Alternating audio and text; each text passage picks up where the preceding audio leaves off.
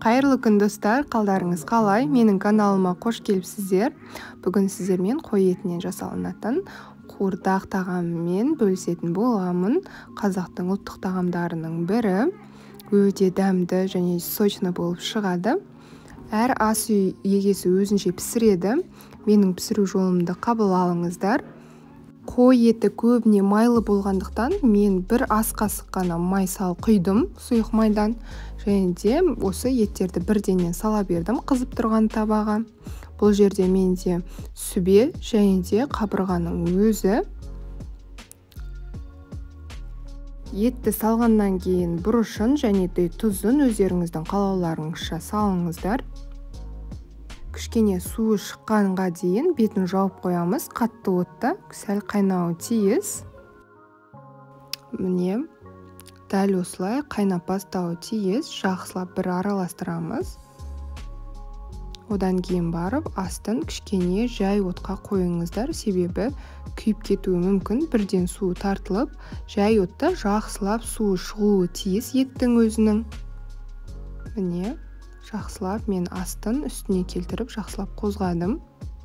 Енді бетін жауып, жай отта қалдыратын боламыз. Міндетті түрде қарап тұрыңыздар, себебі суы бірденнен тартылып, күйіп кетпесін.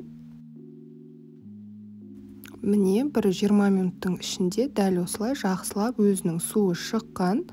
Осы суда 1 сағатта немесе 1,5 сағатта жай отта қайнауы тиіс. Қарап отырыңыздар. Тек суы тартылып кетпесін. Егерде суы тартылатын болса, ыстық қайнаған судан 100-200 граммнан құйып отырсаңыздар болады. 2 сағаттай кем дегенде қайнауы керек қуырдағымыз. Етімен де 1 сағаттай қайнады. Сарымсақ салып жатырмын.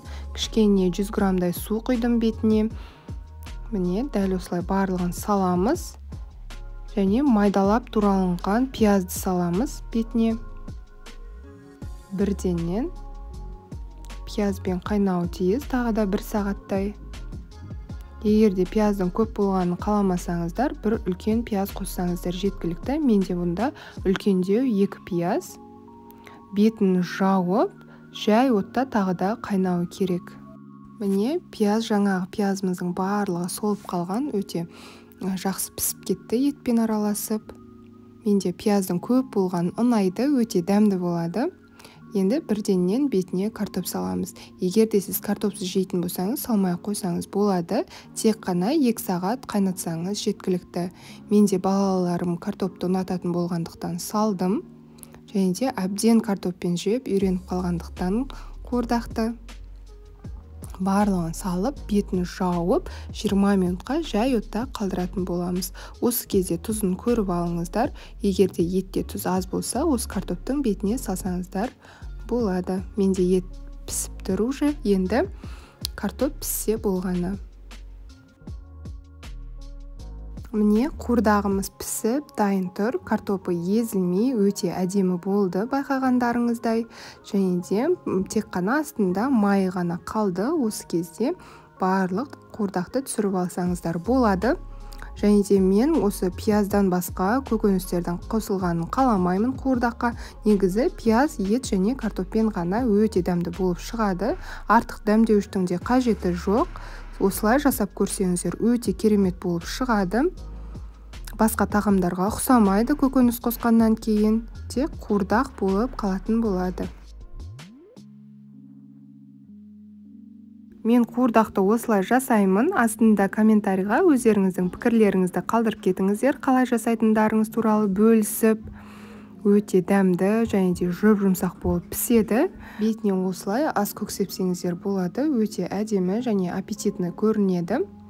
Және де менің каналыма тіркелмеген болсаңыз, әлі де менің каналыма тіркелуді де ұмытпаңыздар. Менің каналымда сізге қажетті және де үйде дайындалатын көп рецепт бар. Сондықтан подписаться батырмасының жанындағы колокольчикті де басуды ұмытпаңыз. Ас болсын, сау болыңыздар.